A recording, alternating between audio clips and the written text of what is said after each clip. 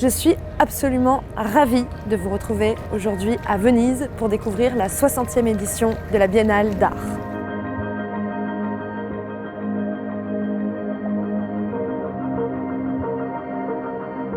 C'est la première fois que cette exposition internationale est curatée par un commissaire qui vient d'Amérique du Sud. Adriano Pedrosa est brésilien et il a choisi pour cette biennale un titre qui dit tout de son projet, Stranieri ovunque en italien, Foreigners everywhere en anglais, étrangers partout. Il a privilégié pour cette exposition des artistes qui ont vécu une expérience de migration, des artistes binationaux, donc qui ont plusieurs cultures, ou des artistes qui sont étrangers dans leur propre pays parce qu'ils ont été marginalisés du fait notamment de leur genre, de leur race ou de leur orientation sexuelle. Adriano Pedrosa montre dans cette exposition des artistes contemporains, bien sûr, mais aussi des artistes du XXe siècle, issus principalement des pays du Sud global, qui n'ont pas été montrés de leur temps à la Biennale de Venise. C'est donc une édition particulièrement politique cette année, mais la Biennale l'a toujours été, puisque parallèlement à cette exposition internationale, on trouve des pavillons nationaux dans les Giardini, le lieu historique de la Biennale, mais aussi à l'Arsenal, l'ancien chantier naval de Venise, et à présent dans toute la ville. Il y a 90 pays cette année qui sont représentés, dont certains pour la première fois, comme le Bénin ou le Sénégal. Et comme chaque année, la Biennale reflète l'état du monde. Pour la deuxième édition consécutive, la Russie n'expose pas ici à Venise. Elle a cette année prêté son pavillon à la Bolivie. Avant l'ouverture de la Biennale, une pétition signée par plus de 23 000 artistes a demandé à ce que Israël soit banni de la Biennale, comme l'était l'Afrique du Sud à l'époque de l'apartheid.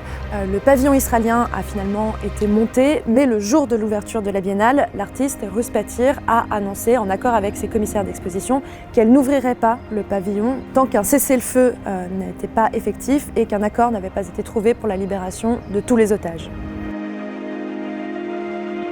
Le choix des artistes par chaque pays reflète également le thème choisi par Adriano Pedrosa pour cette édition. Plusieurs pavillons exposent par exemple des artistes issus de peuples qui étaient présents sur le territoire avant la colonisation. C'est le cas par exemple du Danemark, dont le nom du pays a été recouvert par les mots Kalaallit Nunaat, qui désignent dans la langue indigène le territoire du Groenland. Le Brésil également expose des œuvres de la culture Tupinamba.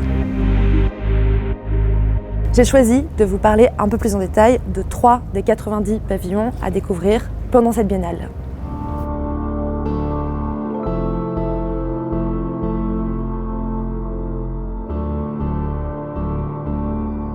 L'Autriche a sélectionné une artiste qui correspond parfaitement à ce thème de Stranger Everywhere, étranger partout. En effet, Anna Yermolaeva est russe, elle a fui l'URSS en 1989 alors qu'elle était recherchée par le KGB et elle est depuis réfugiée politique en Autriche.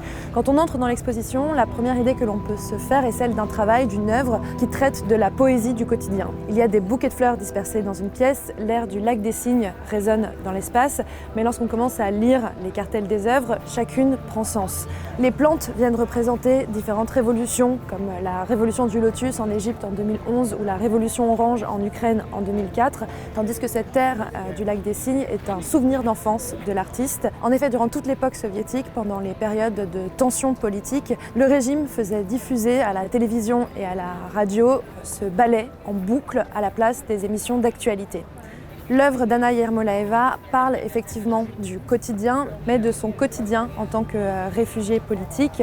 Il y a par exemple une œuvre qui retrace ses nuits sur un banc dans une gare pendant la première semaine où elle est arrivée en Autriche. Une autre œuvre consiste en 6 cabines téléphoniques, les 6 cabines téléphoniques du camp de réfugiés où elle a passé plusieurs mois à son arrivée.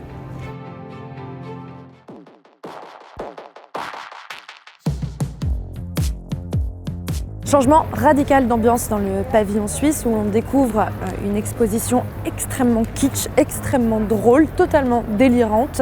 C'est le travail d'un artiste binational à la fois suisse et brésilien, connu sous le pseudonyme de Guerriero do Divino Amor. Il travaille depuis quelques années sur un projet de grande ampleur, son Super Fictional World Atlas, pour lequel il va chaque fois visiter un territoire, généralement un pays, parfois une ville, et étudier la façon dont les institutions politiques, les organisations religieuses ou les entreprises mettent en scène l'identité de ce territoire. Pour la Biennale, il a développé tout un travail autour de l'identité suisse, mais aussi de la ville de Rome. Ce sont des installations collages, des parodies de ce qu'est cette identité.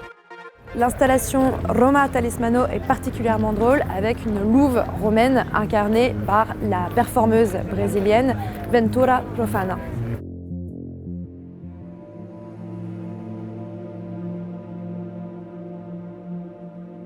J'ai gardé le pavillon qui m'a fait la plus forte impression pour la fin. Il s'agit du pavillon allemand, ce bâtiment qui date de 1938, qui a été inauguré à l'époque du nazisme et c'est devenu presque une tradition pour les artistes qui l'investissent à chaque biennale que de le détruire un peu chaque fois. On est accueilli cette fois-ci par ces kilos de terre déversés devant l'entrée du pavillon qui viennent souiller l'idée de pureté propre à cette architecture et qui donc barrent l'entrée du pavillon. On doit contourner le pavillon et entrer par l'arrière pour découvrir l'exposition. C'est une exposition de deux artistes, donc Ersan Montag et Yael Bartana. Leurs deux œuvres assemblées écrivent une forme de récit de science-fiction que l'on reconstitue au fur et à mesure que l'on découvre les différentes œuvres. On découvre l'histoire de la conception d'un vaisseau spatial qui doit sauver l'humanité d'une catastrophe sur Terre et permettre à la Terre de se réparer elle-même en l'absence des hommes. Le plan de ce vaisseau est basé sur le diagramme de Sépirote, qui est un motif de la Kabbale, du mysticisme juif. La connaissance de ce diagramme mènerait à une vie harmonieuse.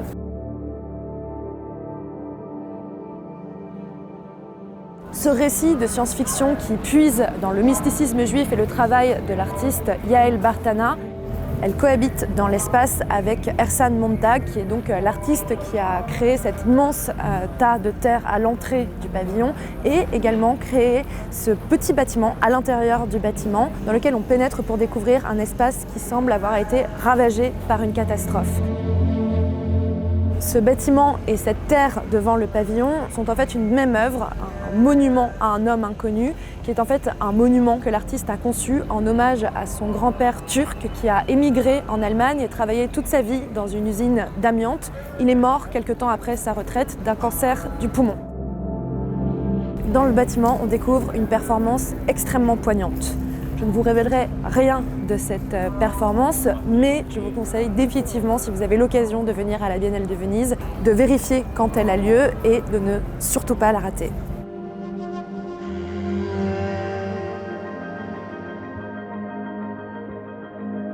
C'est la fin de cette petite sélection parmi les 90 pavillons nationaux. Vous avez jusqu'au 24 novembre 2024 pour organiser votre voyage à Venise.